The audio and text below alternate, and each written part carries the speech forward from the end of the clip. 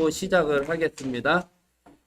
사랑과 은혜가 풍성하신 하나님, 또 한 달여간 또 쉼을 갖고 이제 또 다시 하나님의 말씀을 새롭게 또 연구하고 공부하고 또 알아가기를 원합니다. 하나님, 오늘도 이렇게 모인 우리 모두에게 은혜를 더하여 주시고, 아직 이 자리에 참석하지 못한 우리 식구들, 또 온라인으로 참석하는 식구들 함께하여 주시고 인도하여 주시옵소서. 모든 것 주님께 맡겨드리며 예수님의 이름으로 기도드립니다.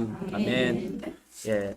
오늘은 이제 성경탐구 40일 그 교재를 끝내고 이제 보라 통독에서 이제 통독. 그래서 제가 이제 주보에는 신약 통독 성경 공부 이렇게 해가지고 카톡도 그렇게 만들어 놨는데, 이제 성경을 통독을 하면서 공부를 하려고 합니다. 그래서 처음부터 구약부터 시작을 하면은 부담이 될 것 같아서 신약부터 시작을 하는데, 인원이 제가 보니까 26명인 것 같더라고요. 온라인까지 이렇게 해가지고 26명이 돼서 새롭게 이제 시작을 하는데, 준비물을 말씀드릴게요. 준비물은 이 교재가 꼭 필요하고요. 그 다음에 이제 성경책 그 두 개는 꼭 필요하시고요. 만약에 이제 저 같은 경우는 이제 성경책이 보시면 이렇게 메모가 있어요. 여기 이렇게 옆에 양 옆에 이렇게 메모 공간이 있어요. 그래서 여러분 이제 오늘부터 성경책에다가 낙서를 하세요. 그러니까 이게 성경책을 진짜 깨끗하게 보관하지 마시고 그냥 이렇게 낙서하셔도 돼요. 그러니까 이제 저는 이제 메모를 하려고 이 메모지 있는 성경책을 구입을 한 거고, 그러니까 여러분들은 그냥 또 성경책을 새로 구입하기는 힘드시니까 그냥 여러분들 성경책에다가, 이제는 지금까지는 성경 공부 지난번에 했던 거는 역사적인 흐름에 따라서 그냥 대충 이렇게 훑었잖아요. 요번에는 통독을 할 거예요. 신약 성경을 읽어가면서 하기 때문에 여러분들이 성경 읽다가 보면 마음에 와닿는 구절 적잖아요. 그냥 줄 긋잖아요. 줄 긋는 것으로 끝나지 말고 거기에다가 메모할 수 있게, 이거구나 이거구나 이거구나 이렇게 해가지고 메모하면은 나중에 여러분들 성경 볼 때 성경 이거는 안 봐요. 솔직히 여러분들 여기다가 메모해갖고 집에 가져가도 다시 안 봐요. 뭐 유튜브로 다시 본다 안 봐요. 그러나 여러분들이 성경책에다가 메모를 해놓으면 나중에 주일 예배 때나 수요 예배 때나 목사님 성경 본문 읽을 때 보면, 그때 성경 공부했을 때 메모해놨던 거, 내가 느꼈던 것, 그런 것들이 적혀져 있기 때문에 그거를 보고 또 볼 수 있는 거니까 여러분들 성경책 깨끗하게 보관하지 마시고 막 낙서하셔도 돼요. 그러니까 볼펜이 뭐 되도록이면은 뭐 가는 볼펜이 더 좋겠죠. 이렇게 메모할 수 있으니까 저 그냥 깨알같이 이렇게 써놨어요. 깨알같이 써놓으니까 나중에 보면 공간이 부족해요. 그래서 저는 이제 신방 갈 때 뭐 포스트잇 같은 거 있잖아요. 거기다 그냥 더덕더덕 붙여서 이렇게 하는데, 아무튼 교재하고 성경책하고는 꼭 필수입니다. 그래서 성경책은 이제 다음 주부터, 오늘은 개론이라서요. 교재를 한번 펼쳐 보시면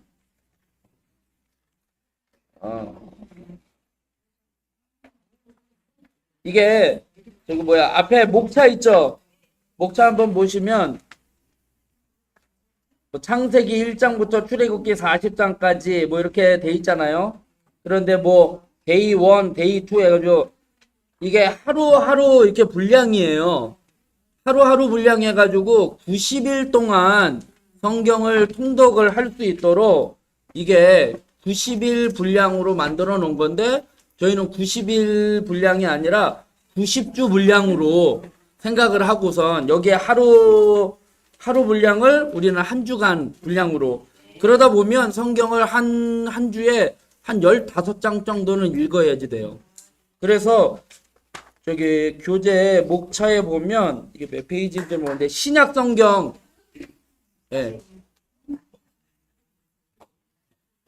신약 성경 있는 데를 보시면 돼요.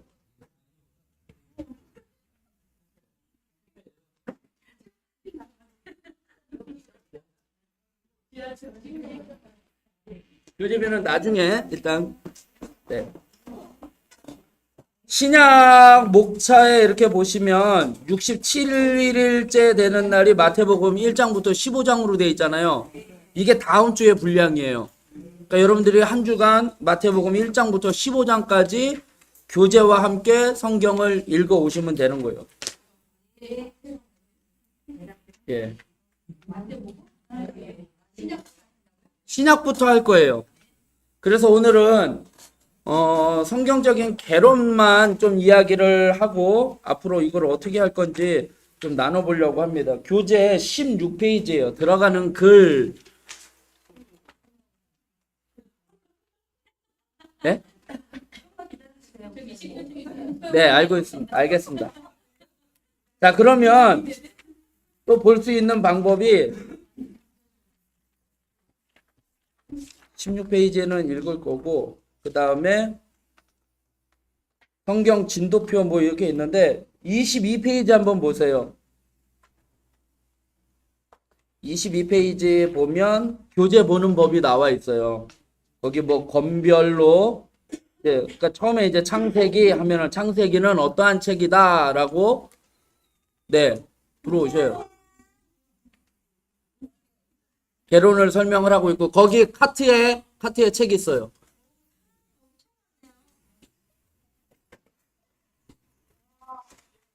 네, 아닙니다.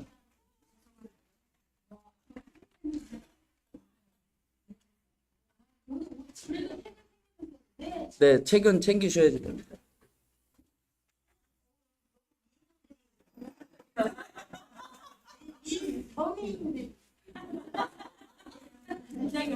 자, 책 보는 방법은 그냥 여러분들 보시고 25페이지 보시면 25페이지에 보면 준비물 있죠. 성경책이 교재보다 우선입니다. 성경책을 읽으십시오. 그 다음에 두 번째는 넘어가면 되고 세 번째 참고도서가 또 있다고 하는데 그거 말고 네 번째는 오디오 드라마 바이블. 그러니까 여러분들이 성경을 읽어야지 되는데 성경을 눈으로 읽는 거 말고 이 오디오 드라마 바이블로 들으시면 조금 생생하게 배역이 다 있어요. 하나님이 하시는 배역 뭐 이렇게 다 배역이 있어서 드라마 듣는 것처럼 들을 수 있어서 성경을 조금 더 읽기 쉬울 수 있습니다. 그 다음에 두란노 비전 성경 사전 앱이라고 있는데 거기에 성경이 나와 있고 사전이 있어요. 근데 이거는 이제 돈을 내고 구입을 해야지 되는 거니까 뭐 인터넷에 찾아보고 뭐 이렇게 해도 되는데 아무튼 여러분들이 성경을 보는데 참고할 수 있는 자료들이 이렇게 돼 있다라고 이야기를 합니다. 그러면 16페이지로 다시 넘어가겠습니다.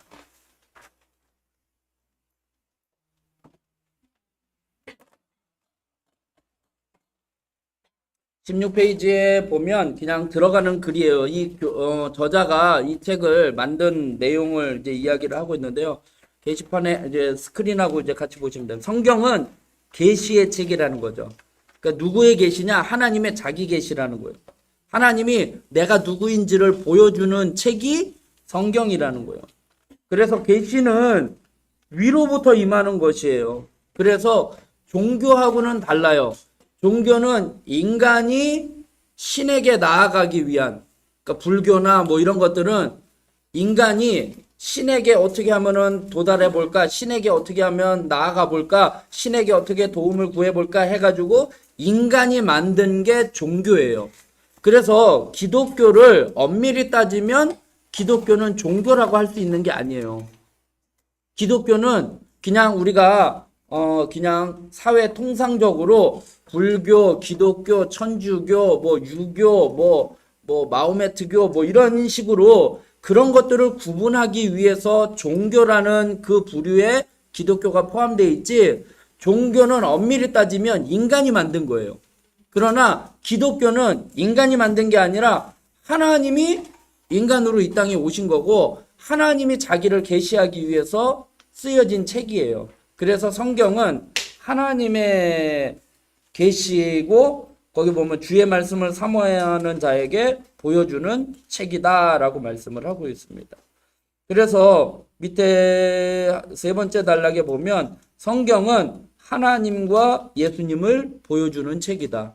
그래서 구약은 거의 하나님, 이제 근데 성경에 지난번에 우리 성경 탐구 40일 했듯이 성경의 중심은 누구예요? 예수님이에요. 그래서 구약은 오실 예수님, 신약은 오신 예수님, 그리고 다시 오실 예수님에 대해서 성경 전체가 예수님에 대해서 보여주는 책이라는 거죠.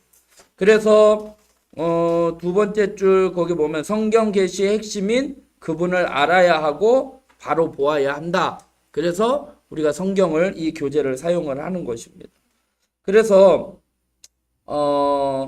17쪽 마지막 단락에 보면 그러므로 성경을 읽으면서 하나님이 누구신가를 발견하게 된다면 성경을 제대로 읽는 것이다 라고 말씀을 하고 있어요.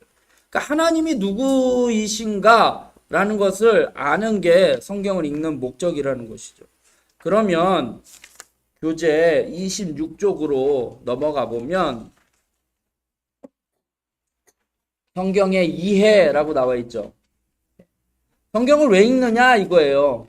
성경은 여기 스크린에도 나왔지만 성서 지식을 얻기 위해서도 아니고 성서 지식을 위해서도 아니고 인생 지혜를 위해서도 아니라는 거예요.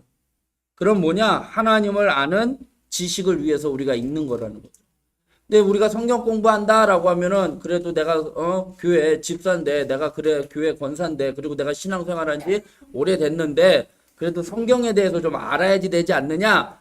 그 성경을 알아야지 되는 거죠. 하나님을 알아야지 되는 거예요. 그런데 그게 자칫 성경의 지식을 알려고 그렇게 해서는 안 된다라는 거예요.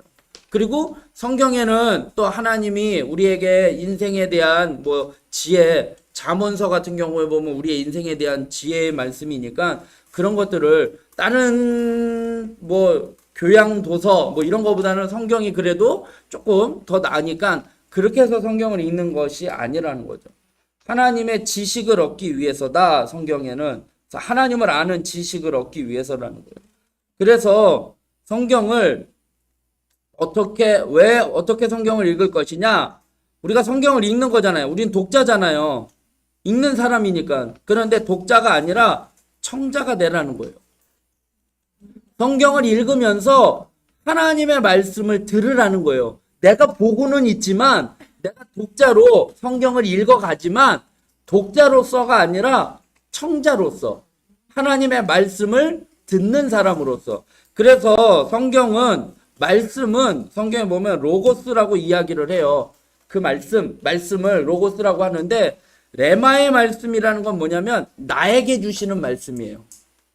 똑같이 여호와는 나의 목자시니 내게 부족함이 없으리로다 라고 성경의 말씀이 동일하게 주어져요. 그거는 로고스의 말씀이에요. 그런데 그 말씀이 하나님이 나에게 함께 계셔서 나는 부족함이 없어. 물질적으로 부족함이 뿐만이 아니라 나는 영적으로나 육적으로나 모든 게 부족함이 없어. 나는 푸른 초장에 누워 있을 수 있어. 하나님이 함께 하시면 돼. 라고 그 말씀을 받아들인다면 그 말씀은 보통 사람들에게 다 주어지는 시편 23편 1절의 로고스의 말씀이지만 그 말씀이 레마의 말씀으로 내 말씀으로 받아들여야지 된다라는 거예요.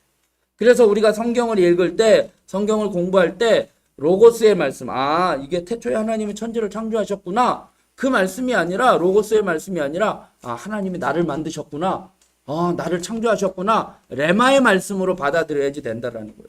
그래서 내가 조명이 아니라 성경이 나를 조명하는 거예요.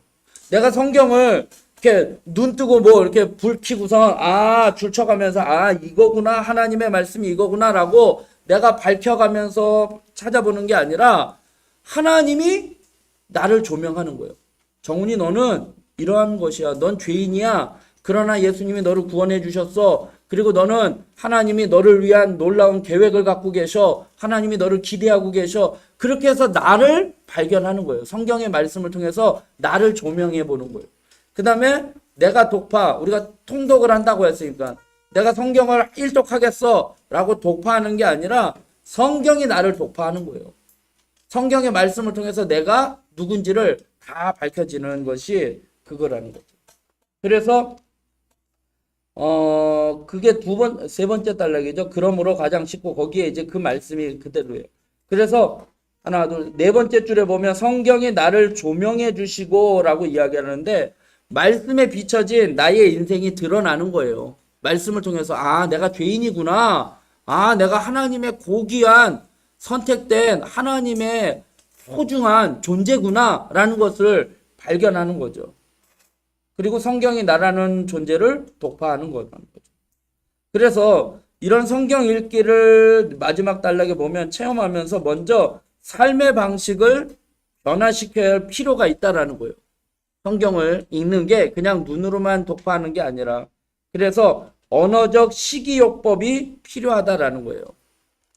우리가 체질을 바꾸려면 식이요법이 바뀌듯이 언어의 식이요법이 달라져야지 되는 거예요. 그래서 우리가 부정적인 말 했던 자가 하나님의 말씀을 통해서 긍정적인 사람이 되는 거고 말하는 것도 그런 것들이 바뀌게 되는 거죠. 그래서 세상의 언어를 절식하고 그리고 신의 언어로 날마다 양식을 삼으라. 우리 아이들 요즘에 MZ세대 이렇게 이야기하는데 MZ세대의 생각이나 말이나 이런 것들이 다 틀리잖아요. 그리고 꼭 한글날 되면은 그런 얘기 하잖아요. 세종대왕이 우리나라 한글을 아름답게 만들었는데 요즘 젊은 세대들은 그 한글을 많이 줄여서 쓰거나 막 변형해서 쓴다. 이런 식으로 세상의 언어가 아니라 하나님의 언어로 양식을 삼아야지 된다라는 거죠. 그리고 지면에 우리가 아까 제가 말씀드린 것처럼 성경책에다가 막 이제 메모하라라고 이야기하는데 지면에 채우는 게 아니라 내 마음에 새겨야지 된다라는 거죠. 그래서 신의 언어를 양식으로 삼으라. 지면에서 내면으로. 매일 먹이가 바뀌면 뭐가 바뀌는 거예요? 주인이 바뀌는 거예요. 집에 애완견을 키우는 분들은 아실 거예요. 걔가 누구를 따르는지를 잘 알아요. 내 주인이 누군지를 알아요. 먹이 주는 사람이 그 사람한테 가가지고 복종하고 그 사람한테 잘하는 것처럼 우리의 식량이 식이요법이 달라져야지 우리의 주인이 바뀌는 거예요. 하나님으로 바뀌는 거죠. 그러면 27쪽에 보면 성경은 무엇인가? 신의 언어이다라는 거죠. 그래서 신의 언어를 담아낸 인간의 언어고 인간의 언어로 소통하신 신의 언어이다 라고 이야기를 해요. 27쪽이에요. 네. 그래서 일상 속에 네?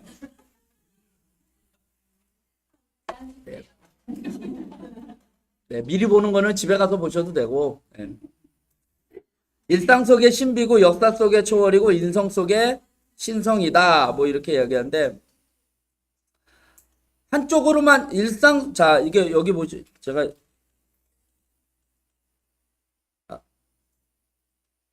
일상 속의 신비고 역사 속의 초월이고 인성 속의 신성이다 라고 표현을 하고 있는데요. 일상, 역사, 인성은 지금 현재 우리의 삶이에요. 그런데 일상 속에 하나님의 말씀이 신비로 나타나는 거고 그 다음에 역사 속에 초월하고 인성 속에 신성이다라는 거예요. 근데 이게 둘 다 균형을 갖춰야지 되는 거예요. 제가 전에도 한번 말씀드린 것처럼 성경 읽는 거하고 성경하고 우리의 신앙생활의 두 날개는 기도와 성경이잖아요. 말씀이잖아요. 근데 이게 한쪽으로 치우쳐서는 안 되는 거예요. 그러니까 여기에서 보면 일상, 역사, 인성은 어떻게 보면 말씀이라고 한다면 신비, 초월, 신성은 기도 이렇게 이야기를 한다면 한쪽으로 치우치면 말씀으로만 치우치면 머리만 똑똑해지는 거예요. 감정이 메말라요. 기도만 하다 보면은 영성으로 하다가 감정적으로 되지 인성적으로는 인지적으로는 떨어진다는 거예요. 신비주의에 빠지게 되는 거예요. 성경만 하다 보면은 지식적으로 해서 정죄하고 판단하게만 된다는 거죠. 마찬가지로 하나님의 말씀을 읽는 게 일상 속에서 신비로 나타나야지 되고 역사 속에서 초월하는 거고 역사의 그동안의 관습대로 그동안의 역사가 이렇게 왔으니까 앞으로도 이렇게 될 것이다. 우리가 그냥 그렇게 생각하는데 하나님의 역사는 초월하는 거거든요. 그리고 인성 속에 우리의 인성 가운데에 하나님의 영이 내 안에 계셔서 우리가 변화될 수 있는 거예요. 그래서 이러한 것이 하나님의 말씀. 그래서 신의 언어로 기록된 말씀이 인간의 언어로 표현되는 거예요. 그래서 아까 로고스의 말씀이 레마의 말씀이 된다라는 건 뭐냐면 내 말씀으로 바꿔야지 되는 거예요. 우리가 지금 계속 말씀 묵상을 하고 있잖아요. 그게 2000년 전 옛날에 그 하나님의 말씀, 이스라엘 백성들에게 줬던 말씀이 오늘날 나에게는 어떻게 말씀을 하는 거냐? 그걸로 바꾸는 작업이 묵상인 거예요. 그리고 그것을 성경 묵상을 통해서, 성경 읽기를 통해서 우리가 바뀌어져야지 된다는 거죠. 그런데 문제는 뭐냐? 오늘날 그리스도인들이 성경에 대해 갖는 신비감과 기대감이 떨어졌다라는 거예요. 왜냐하면 성경을 읽지를 않는다는 거예요. 성경을 보면 여기 보면 성경은 무엇이냐? 왕의 미복 자맹. 이제 몰래 이제 옛날에 그 왕이 평민 그 복장을 하고서 그냥 이렇게 나오잖아요. 밤에. 그런 거하고 똑같은 것처럼 신의 언어는 저기 보면 왕의 미복 자맹을 알아보지 못하고 덮어놓고 죽인 것은 2000년 전 유대인들이나 오늘날 성경을 덮고 지내는 우리나 다를 바가 없다. 예수님이 이 땅에 오셨잖아요. 인간의 몸을 입고. 어떻게 보면은 하나님이 미복 자맹을 한 거잖아요. 왕의 미복 자맹처럼 하나님이 인간의 몸을 입고 이 땅에 오신 거예요. 그런데 인간이 어떻게 해요? 알아보지 못하고 죽여버렸잖아요. 마찬가지로 우리가 하나님의 말씀을 주셨는데 그 말씀을 우리가 덮어놓고 있다라는 거예요. 쉽잖아요. 무겁잖아요. 성경책이 무거우니까 주의를 안 갖고 오고 스크린에 다 나와 있잖아요. 그러니까 그렇게 보는 거예요. 그러다 보니까 성경을 찾을 때 못 찾아요. 이게 구약에 있는지 신약에 있는지. 오늘 여기 안 계시나요? 안 계시네. 오늘 새벽에 말씀이 요엘이었어요. 요엘서 2장이었어요. 우리가 말씀. 근데 주보에 보면 미리 나와요. 요엘서 2장 28절에서 3장 21절까지.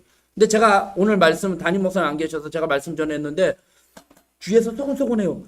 2장 28절이 없어. 2장 28절이 없어. 그러는 거예요. 제가 볼 때는 요나서 찾은 것 같아요. 네. 요엘서니까 요리라고 써 있거든요. 줄임말은 요나서는 용이고 요엘서는 욜. 그런데 2장 28절이 없어. 그러는 거예요.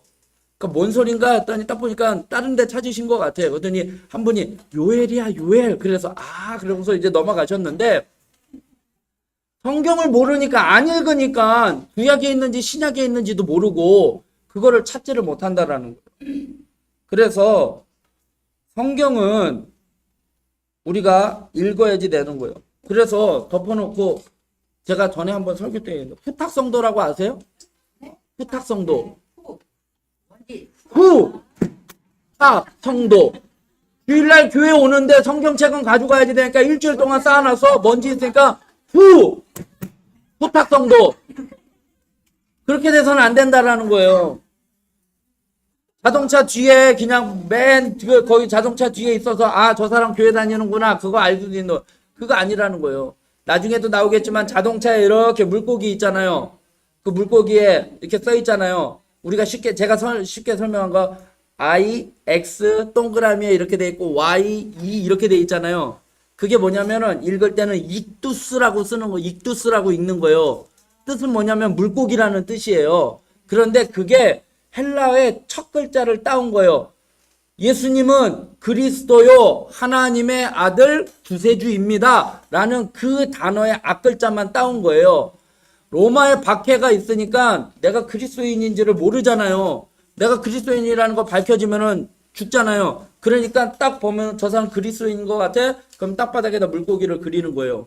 그러면은 눈치채면 나도 물고기 그리면 너 그리스도인, 나도 그리스도인. 그리고서 이제 대화가 되는 거예요. 그래서 익두스라는 물고기 주는 그리스도요 하나님의 아들 구세주입니다 라는 약자 앞글자만 따온 거예요. 근데 그것도 그냥 교회에 다니는 사람이니까 그냥 멋있으니까 차에만 붙이고 다니는데 차에 붙이고 다니면서 뭐예요? 신호 위반하고 뭐 이렇게 하면은 적이 안 되는 거잖아요. 그런 것처럼 성경을 우리가 무조건 덮어놓고 그렇게 해서는 안 된다라는 거예요. 그래서 성경은 세 번째 단락에 보면 전능하신 하나님께서 죄 많은 인간들을 협력자로 사용해서 그분의 마음을 전하신 메시지다. 그래서 인간의 언어의 오류와 불이치래도 우리 인간에는 언어에 이게 불일치가 있잖아요. 오류가 있잖아요. 그럼에도 불구하고 성경은 놀랍도록 완전하고 분명한 하나님의 메시지를 전하고 있다라는 거예요. 이게 하나님의 말씀에 역설적인 가치가 있는 거죠. 그래서 하나님의 말씀은 하나님의 숨결이고 핏방울이고 기름자국이다. 성부, 성자, 성령의 역사로 기록된 책이라는 거예요. 그런데 유대인들은 성경의 세세한 부분까지도 너무나도 잘 알고 있었지만 정작 하나님의 마음은 몰랐다는 거죠. 서기관들, 바리새인들, 사두개인들 하나님의 말씀을 연구하고 하는 사람인데 예수님을 알아보지 못했잖아요. 우리도 이 전철을 밟으면 안 된다는 거예요. 성경을 통해 하나님을 대면하고 하나님의 음성을 듣고 하나님의 마음을 알아가기 위해 나의 전 존재를 열어 말씀 앞에 서야 한다는 거죠.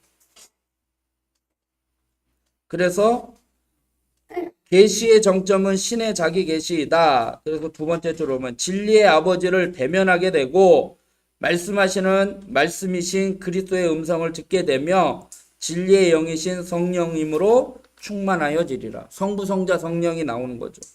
그래서 잃어버린 하나님의 형상을 회복하고 진정한 성경적 인간이 되어야 한다라는 거죠.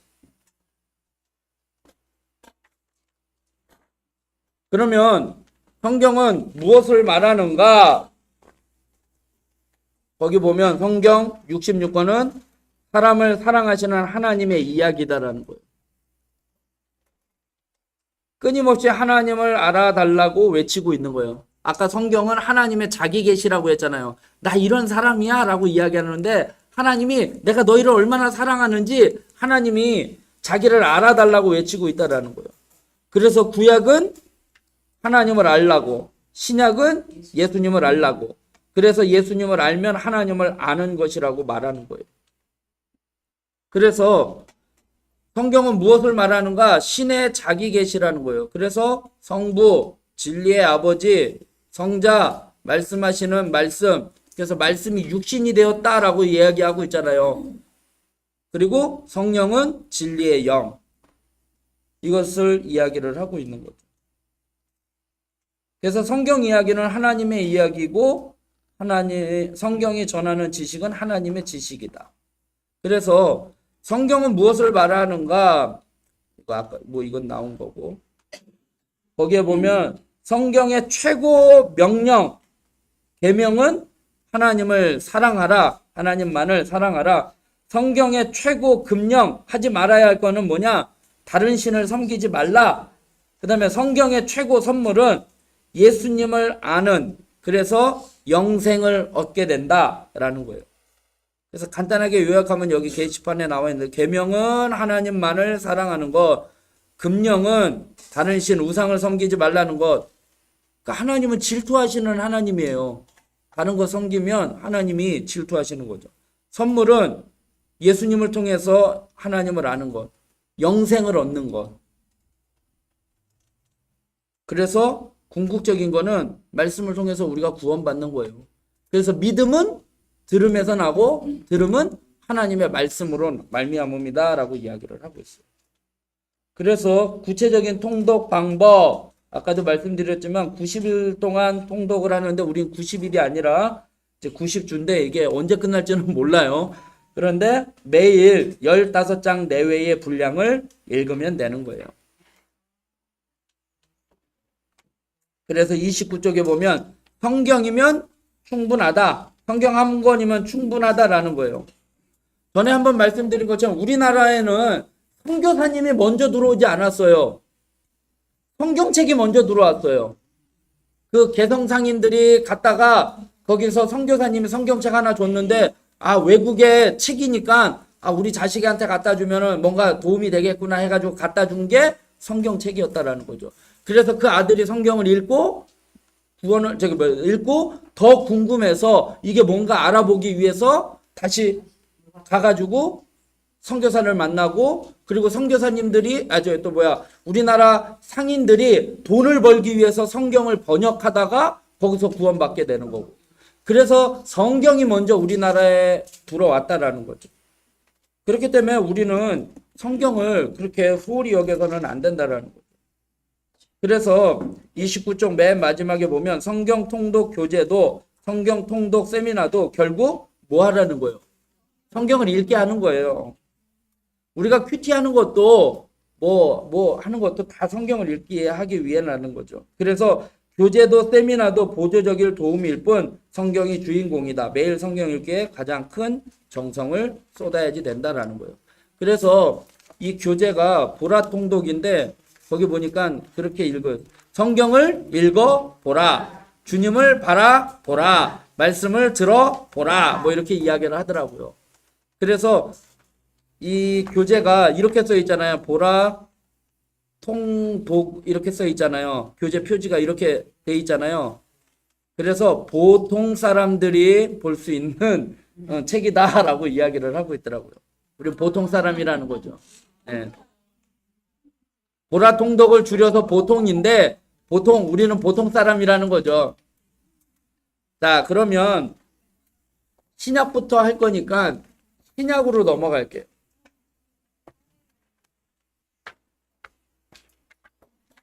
교재가 406페이지인데요.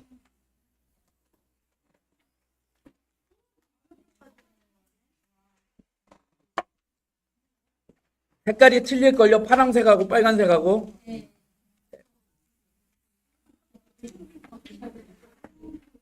신구약 중간기 있는데요. 이거는 뭐 시간이 되면은 하도록 하겠습니다. 일단 넘어가고.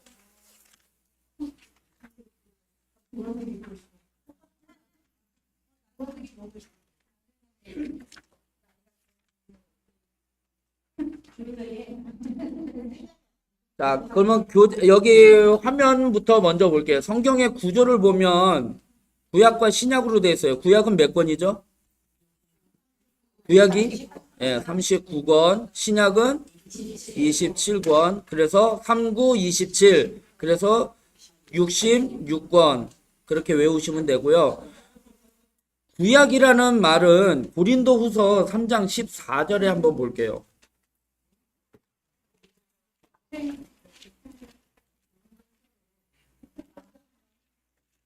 후서예요.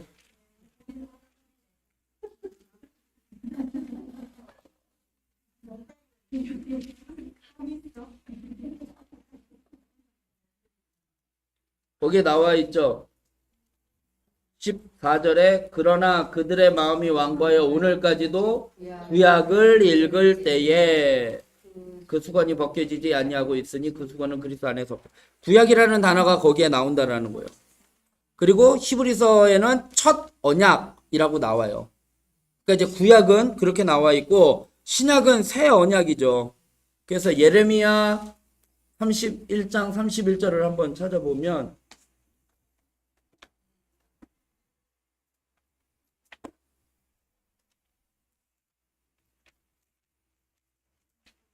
예레미야 31장 31절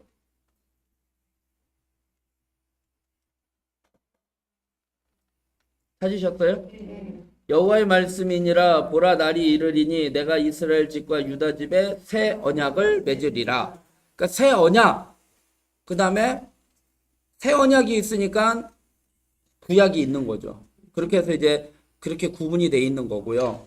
그래서 신약과 구약의 핵심은 아까도 말씀드린 것처럼 하나님을 알고 예수님을 알아가는 거라는 거죠.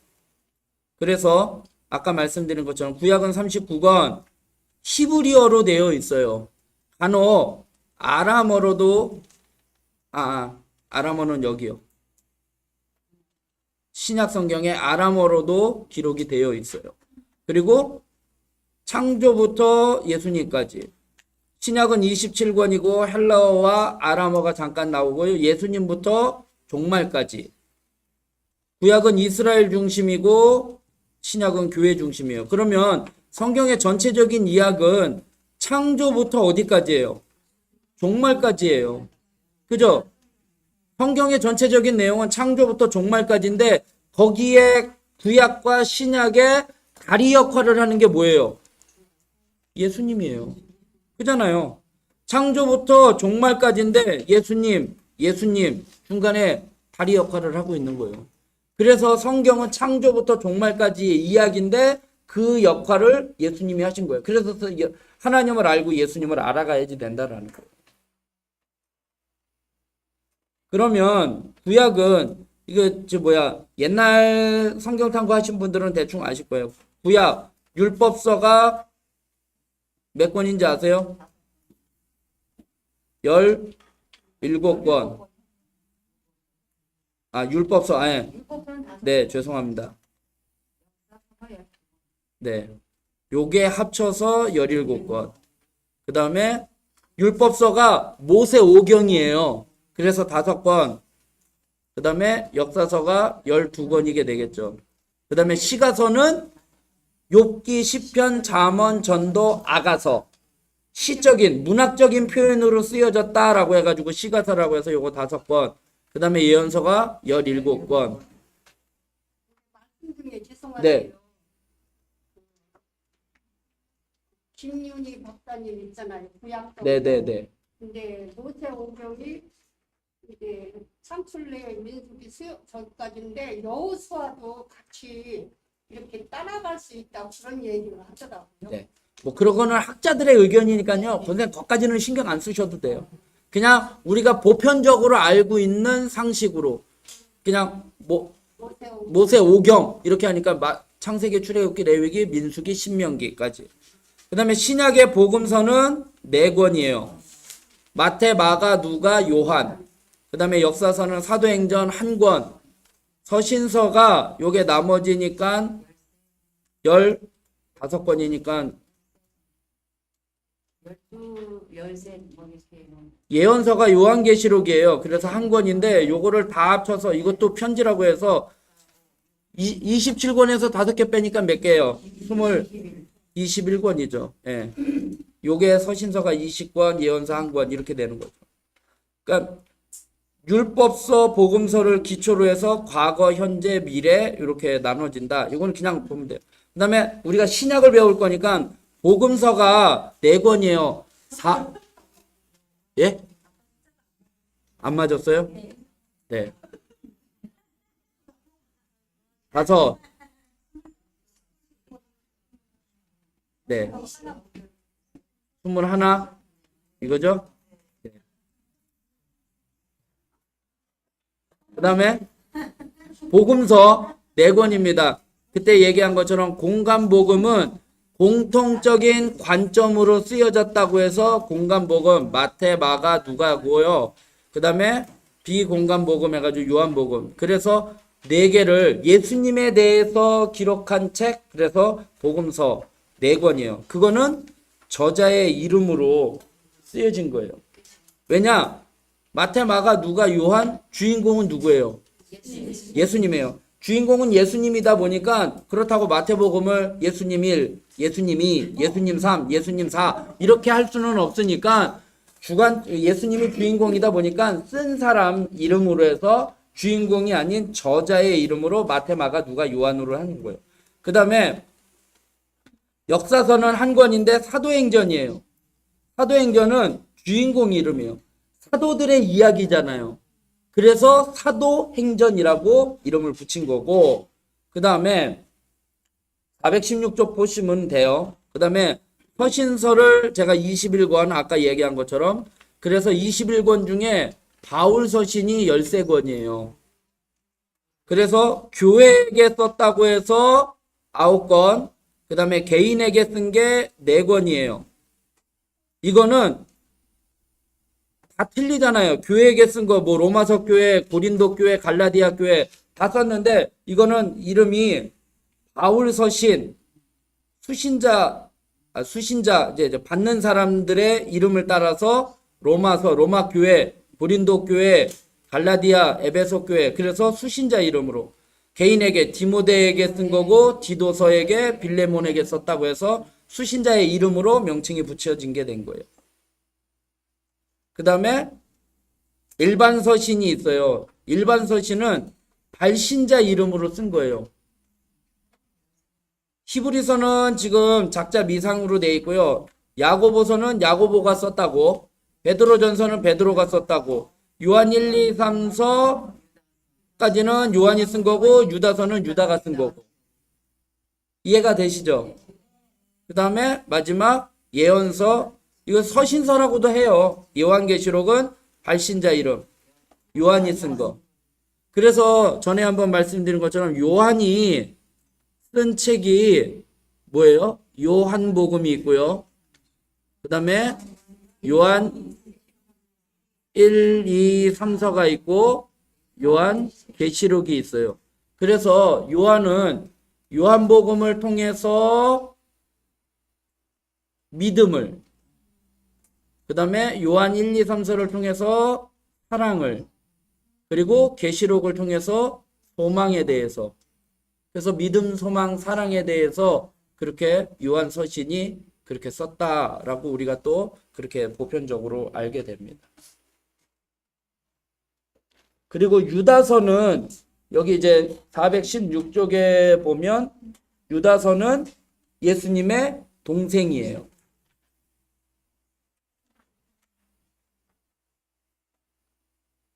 아까 바울 서신은 저자가 바울이잖아요. 바울이 떴으니까 뭐 바울 서신 뭐 1, 2, 3, 4 이렇게 못하니까 그 수신자 이름, 수신지 이름으로 그렇게 된 거죠.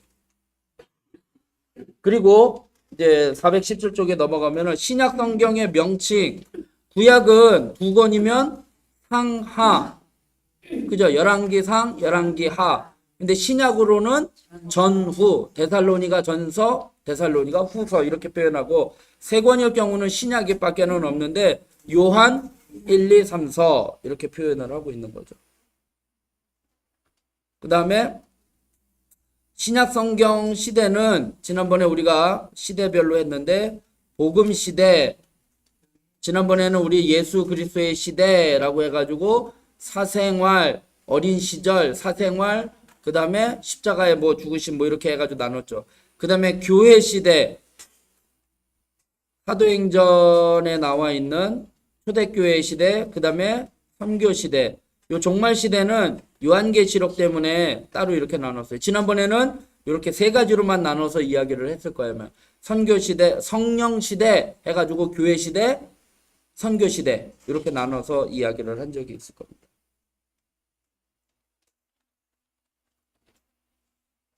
자, 그러면 헬라어 신약 성경을 신뢰하는가라는 거예요. 보면 우리 한번 누가복음 24장을 한번 펼쳐볼게요.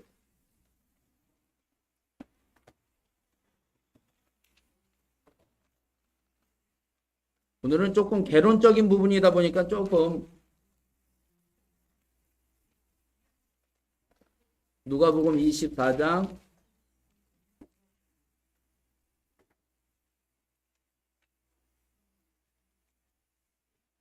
44절에 보면 찾으셨어요?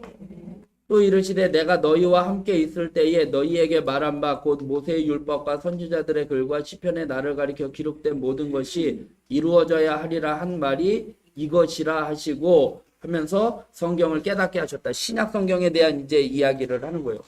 그러니까 성경은 누가 인정한 거예요? 예수님이 인정한 거예요. 그래서 권위가 있는 거예요. 그 다음에 문서 보존학적 관점에서의 신뢰성인데 이건 뭐냐면 교재 411쪽인가 보세요. 한번 11쪽.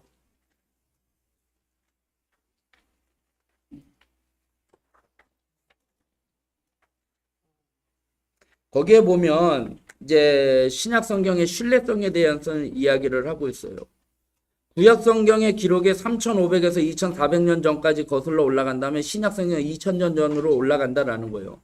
그런데 사실 신약 성경은 유대인들보다 이방인들 사이에서 광범위하게 전파되었어요. 왜냐면은 예수님에 대해서 복음을 전할 때에 유대인들은 예수님을 인정하지 않았거든요. 그러니까 이방인들이 더 복음이 전파되었기 때문에 유대인들보다는 이방인들이 신약 성경을 더 많이 접했다라는 거죠. 그래서 예수 그리스도를 영접한 이들이 대다수가 이방인들이었다라는 거예요. 그런데 이들의 성경 필사 과정은 유대 서기관들의 성경 필사 과정에 비해 전문성이 떨어질 수밖에 없었을 것이라는 거죠.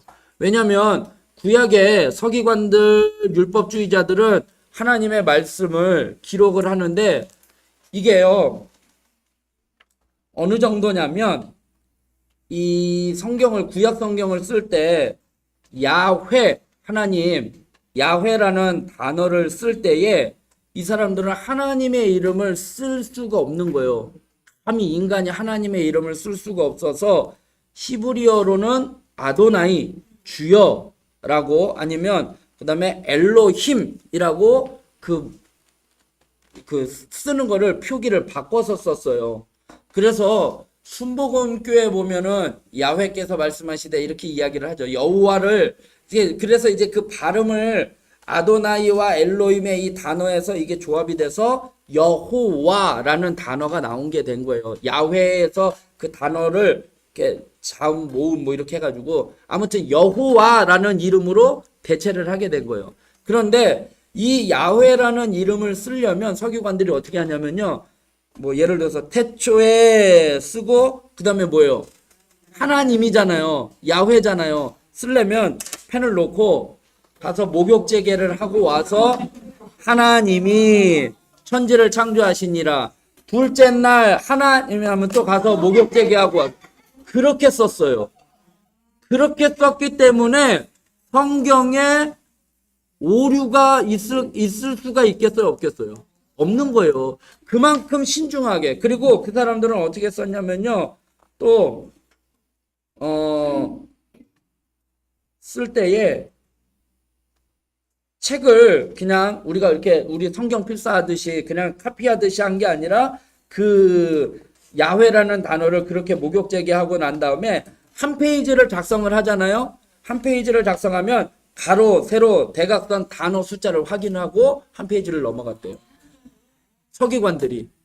그러니까 하나님의 진리를 목숨 걸고 쓰는 사람들이었다라는 거예요. 그렇기 때문에 성경에 오차 오류는 있을 수가 없다라는 거예요. 그런데 신약 성경에 넘어와서는 신약 성경은 이방인들을 대상으로 하다 보니까 이방인들이 이제 많이 썼으니까 아까도 여기에 나온 것처럼 오류가 떨어질 수밖에 없다라는 거죠. 그런데 많은 사본들이 존재를 한다라는 거예요. 책을 많이 읽으면 그만큼 사본이 많을까요? 적을까요? 많죠. 맞는데 보면은 신약 성경을 보면 일리아스가 뭐냐면 고대 그리스 시인 호메로스의 작품이래요. 고대 그리스 시인이었던 그 사람의 작품으로 24권으로 된 서사시인데 그 책이 유명한 거예요. 그리고 오래된 고서고. 그런데 그 일리아스의 사본은 643개고 신약 성경의 사본은 어떻게 해요? 24,643개라는 거예요. 그만큼 더 많이 사본이 되었다라는 거예요. 그런데 시간적인 차이는 25년이고 일리아스는 400년이 됐다라는 거예요. 그런데 일리아스의 오차는 5%예요. 그런데 신약 성경의 오류는 몇 퍼센트예요? 0.5라는 거예요. 그 많은 서신들을 더 많이 복사를 하고 더 많이 필사를 했는데도 오차가 일리아스보다는 훨씬 적다라는 거예요. 10배나 적다라는 거예요. 거기 보면 위에서 표시해서 알 수 있듯이 신약 성경은 일리아스에 비해 사본의 수는 40배 가까이 되며 원본과 사본의 간격은 16배나 짧고 사본들 간의 오류는 10배나 더 신뢰성을 갖고 있다라는 거예요. 그래서 0.5%의 차이에 불과하는데 그 기록마저도 뭐냐면은 철자가 틀린 거예요. 철자가 틀리거나 표기에 오차라는 거죠. 그래서 90%가 거의 정확하다라는 거예요. 더 많이 필사가 됐음에도 불구하고. 그래서 문서 보존의 정확도가 일리아스가 1이라고 한다면 문서 보존을 하는데 정확하게 문서가 잘 보존되었다. 그 기준을 1로 잡았다라고 한다면 신약 성경은 8,000이래요. 엄청난 거죠. 8,000배나 더 정확한 게 신약 성경이라는 거예요. 그런데 사해사본 아시죠? 사해사본 전에 그 목동이 양을 잃어버려가지고 동굴에 들어갔는데 동굴에다가 무서워서 못 들어가니까 돌 하나 던졌는데 쨍그랑 소리 나가지고 뭔가 하고 들어갔다 보니까 거기에 항아리에서 사해사본이 발견되었다고 했잖아요. 그래서 이제 성경의 사본이 훨씬 이전에 사본이 나오게 됐는데 그때 어느 정도였냐면은 만약에 그 사본하고 지금 우리가 읽어왔던 성경이라고 했던 거하고 만약에 차이가 생기면 큰일이 나는 거잖아요. 이거에 대해서 신뢰성을 잃어버리는 건데 그래서 뭐 얘기를 들어보니까 뭐 비행기 뭐 아무튼 총 동원해가지고 그거를 뭐 이렇게 우리 투표할 때 경찰들 대거 동원해가지고 도중에 이렇게 빼돌리지 못하도록 하는 것처럼 그렇게 해서 확인을 해봤는데 거의 일치하더라는 거죠. 그러니까 성경이 우리가 필사를 할 때도 우리가 필사할 때 보면은 오타 많이 나오잖아요. 보고 했는데도 그럼에도 불구하고 이 엘리야스 그 책보다 더 성경이 정확하다라는 거죠. 그래서 문서 보존학적 관점에서 신뢰성을 가질 수밖에 없다라는 거죠. 오차가 그렇게 안 나니까. 그래서 하나님의 말씀을 우리가 좀 더 정확하게 깨달아야지 된다는 거죠. 그러면 시간이 조금 남았으니까 신구약 중간기 406쪽을 한번 볼게요. 요거 먼저 할게요. 그래서 하나님은 누구신가? 하나님은 말씀으로 계시하시고 말씀으로 소통하시고 말씀으로 구원하시고 말씀으로 교제하시고 말씀으로 감동하시고 말씀으로 공급하시고 말씀으로 이행하시고 말씀으로 완성하시는 말씀 그 자체 누구예요? 예수님이라는 거예요. 예수님이 이렇게 하나님은 누구신가? 말씀으로 태초에 말씀이 계셨는데 그 말씀이 육신이 되어 이 땅에 오셨다라는 거죠. 그래서 우리와 소통하고 우리를 구원해 주시고 교제하고 우리에게 감동 성령으로 인도하시고 완성하시고 말씀이신 그 자체이신 분이다 라고 말씀을 하고 있습니다. 406쪽을 한번 보시면 새로 오신 분들을 위해서 신약 성경에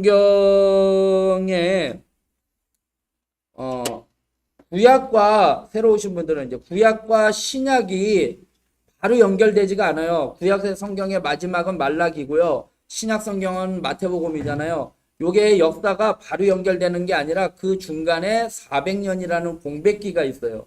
침묵기간이라고. 하나님이 아무런 말씀을 하지 않으셨다 해서 신구약 중간기라고도 하고 침묵기간이라고도 이야기를 해요. 그래서 그 침묵기간에 일어났던 일이 뭐냐면 정치적인 상황, 사회적인 상황, 사상적인 상황 여러 가지들이 많아지게 됐다라는 거예요. 그래서 정치적인 상황은 로마가 이스라엘을 정복하게 되었다라는 거죠. 그래서 로마가 정복함으로 말미암아 뭐 그런 말이 있잖아요. 모든 길은 어디로 통한다? 로마로 통한다라고 해서 로마의 식민지 정착을 하면서 로마가 왜 그러냐면 도로가 발달될 수밖에 없는 거는 정복을 하기 위해서 빠른 정복을 하기 위해서 도로를 발달시킨 거예요. 그것이 오히려 복음을 전파하는데 더 용이하게 되었다라는 거예요. 이게 정치적인 상황인 거고 그 다음에 사회적인 상황은 로마 세력과 반대 세력 그리고 종교적으로는 사두개파, 바리새파 이런 우리가 많이 성경에 들어봤던 그런 사람들이 생겨나고 그 다음에 문화적으로는 본토 유대인들과 박해로 인해서 흩어졌던 헬라파 유대인 이렇게 분파가 되었다.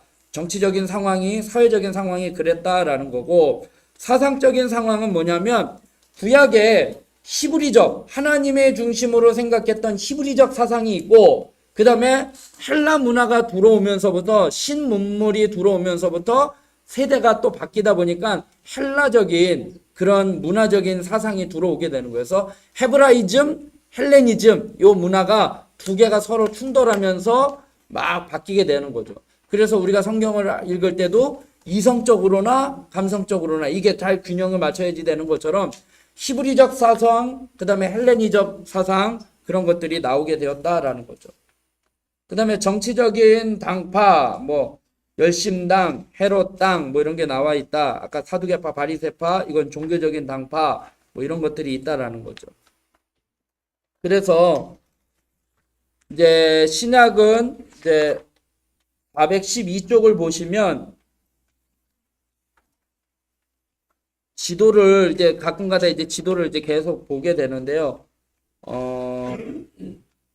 유대라고 보이세요? 오른쪽 밑에 쪽에 유대. 네. 거기가 이스라엘 지역이에요. 그 유대 예루살렘 점이 있는 데 있죠. 예, 거기가 조그맣게 보이지만 거기가 예루살렘이고 거기가 이제 구약의 중심지가 다 거기였는데 이제 신약이 이제 저기 로마로 이제 복음을 전하다 보니까 전 세계 지도가 이 지역이 이제 우리가 성경을 보면서 볼 지도입니다. 그리고 이제 414쪽에 보면 유대, 이스라엘 땅만 확대된 거예요. 그래서 갈릴리 조그만 중간에 이렇게 하늘색 있죠? 그게 갈릴리 호수고요. 밑에 염해라고 돼 있는 게 사해 바다이고요. 그 중간에 연결돼 있는 실이 이렇게 점선이 그게 요단강입니다. 그리고 왼쪽에 있는 게 지중해고. 그래서 지도가 그렇게 돼 있다라는 것을 보게 됩니다. 그래서 다음 주에는 교재 424쪽 왕의 등장 해가지고 마태복음 1장부터 15장 있죠. 427쪽까지가 67데이, 데이 67, 424쪽.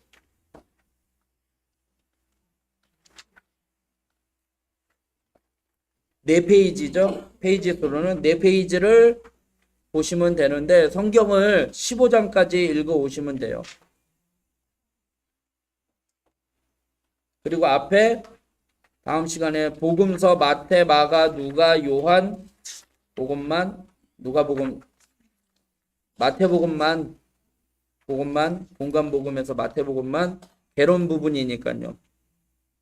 420, 421 고기하고 왕의 등장 여기까지만 보도록 하겠습니다.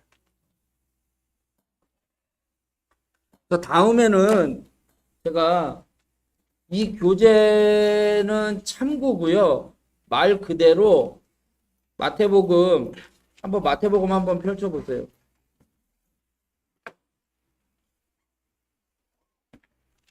1장.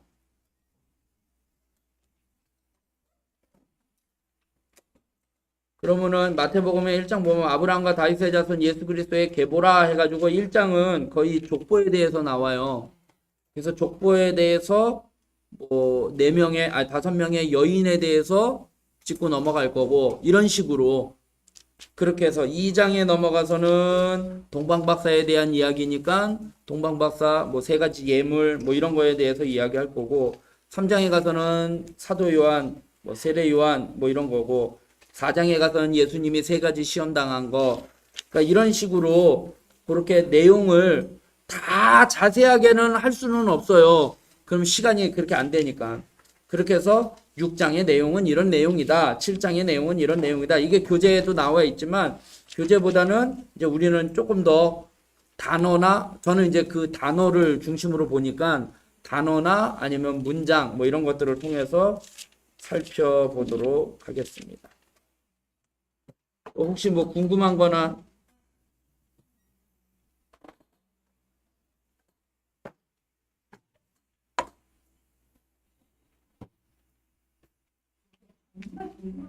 네. 네.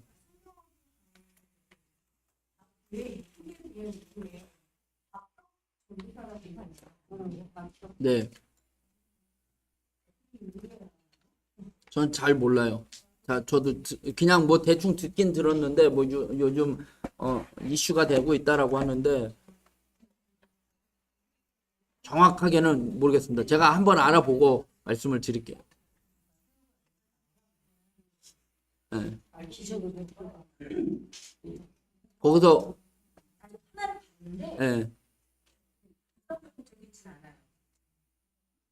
근데 성경적이진 않은데 신학을 하는 것도 아니고 그냥 청년이에요. 청년이 신학을 전도자. 네. 근데 신학은 안 했는데 치유에 이제 의사가 있는데 많은 지금 목회자분들이 그 청년을 두고 진짜다 가짜다의 논쟁이 굉장히 유튜브에서 많이 벌려지는데 적극적으로 솔직히 운동 많이 그러니까 다 보여요. 영상을 저도 권사님처럼 보다가 이제 보게 돼서 타고난 건 많은데 말씀에 이상한 거는 모르겠어요. 박혁이요? 그게 너무 모르겠다는 거예요. 그래서 인사를 빠진. 아니 근데 이런 생각하는 분은 예수님이시라고. 자기 왜 보통 여자들은 자기를 네. 하나 봤는데 근데 정말 시간에 배우시거든요. 기다릴 거야. 전도 잘하시네. 젊은 사람인데. 네, 하나를 딱 봤는데 철저히 또 자기가 개개인체 지금 일을 하시는 분은 이상님이시다. 아 진짜 이제 네. 한번 확인해 보겠습니다.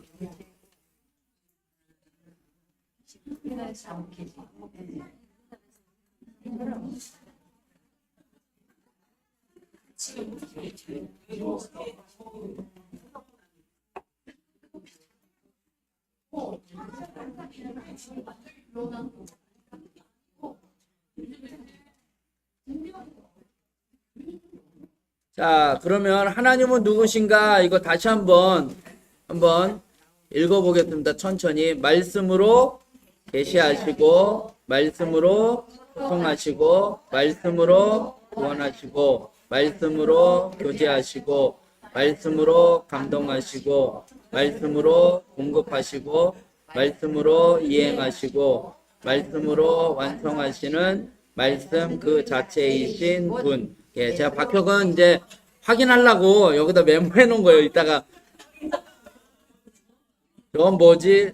제 이름을 잊어버릴까봐 네, 지웠습니다. 그래서 우리가 성경을 말씀을 읽어야지 되는 거거든요. 그래서 저는 이제 지난번에는 그냥 질문으로 끝났는데 시간 우리 찬양하고 그냥 기도하고 마치려고 하거든요. 그래서 제가 찬양하는 거는 간단한 찬양이에요. 주 여호와 능력의 주 내 영혼의 치료자 뭐라고요? 말씀으로 날 고치시네 주님 나의 치료자. 찬양 아시나요? 아시는 분은 따라 부르시고 찬양 몇 번 하고 오늘 말씀 하나님 내게 말씀해 주시고 아까 이야기한 것처럼 독자가 아니라 청자고 내가 조명하는 게 아니라 하나님이 나를 조명하고 말씀을 조명하고 그래서 주님이 내 영혼을 치료해 주시고 나를 하나님의 말씀으로 살아갈 수 있도록 인도해 달라고 우리 찬양하고 기도하겠습니다. 주 여호와 능력의 주 내 영혼의 치료자 말씀으로 날 고치시네 주님 나의 치료자. 다시 한번요. 주 여호와 능력의 주 내 영혼의 치료자 말씀으로 날 고치시네 주님 나의 치료자. 다시 한번요. 주여 능력의 주 내 영혼의 치료자 말씀으로 날 고치시네 주님 나의 치료자 다시 한번요 주여 능력의 주 내 영혼의 치료자 말씀으로 날 고치시네 주님 나의 치료자 다 같이 기도합니다. 사랑의 하나님, 하나님 오늘도 저희들을 이곳으로 인도하여 주심을 감사합니다. 하나님 말씀을 알아가기를 원합니다. 하나님 그 말씀이 나를 치료하여 주시고 그 말씀이 나를 공급하여 주시고 그 말씀이 나를 변화시켜 주시옵소서. 하나님 내가 말씀을 조명하고 내가 말씀을 읽는 것이 아니라 하나님의 말씀이 나를 비춰주시고 나를 조명하여 주시고 나를 인도하여 주시옵소서. 그리하여 나의 영혼을 치료하여 주시고 아버지 하나님 나를 붙잡아 주시고 하나님의 말씀으로 살아갈 수 있는 저희들의 삶이 될 수 있도록 인도하여 주시기를 간절히 바랍니다. 하나님 오늘도 첫 시간 아버지 하나님 모임 가운데 하나님 함께하여 주심을 감사합니다. 이제 앞으로 하나님의 말씀을 읽겠노라고 다짐하며 결단하며 나아갈 때에 악한 마귀 나타 틈타지 아니하게 하여 주시고 방해받지 아니하게 하여 주시고 한 주간 말씀을 묵상하며 읽을 때에 아버지 하나님 하나님의 말씀이 물송이와 같다는 것을 경험하고 하나님의 말씀의 궁금증을 해결하고 풀어가며 나아갈 수 있는 저희들 되게 하여 주시기를 간절히 바라옵니다. 하나님 도와주시옵소서. 하나님 저희들은 부족합니다. 하나님 저희들은 연약합니다. 그러나 하나님의 말씀으로 아버지 하나님 우리를 고쳐주시고 치료하여 주시고 변화시켜 주시고 이끌어 주시고 인도하여 주시기를 간절히 바라옵니다. 하나님 도와주시옵소서. 하나님 인도하여 주시옵소서. 하나님 함께하여 주시기를 간절히 바라옵니다. 하나님 인도하여 주시옵소서. 주여 능력의 주 내 영혼의 치료자 말씀으로 날 고치시네 주님 나의 치료자 주여와 주여 능력의 주 내 영혼의 치료자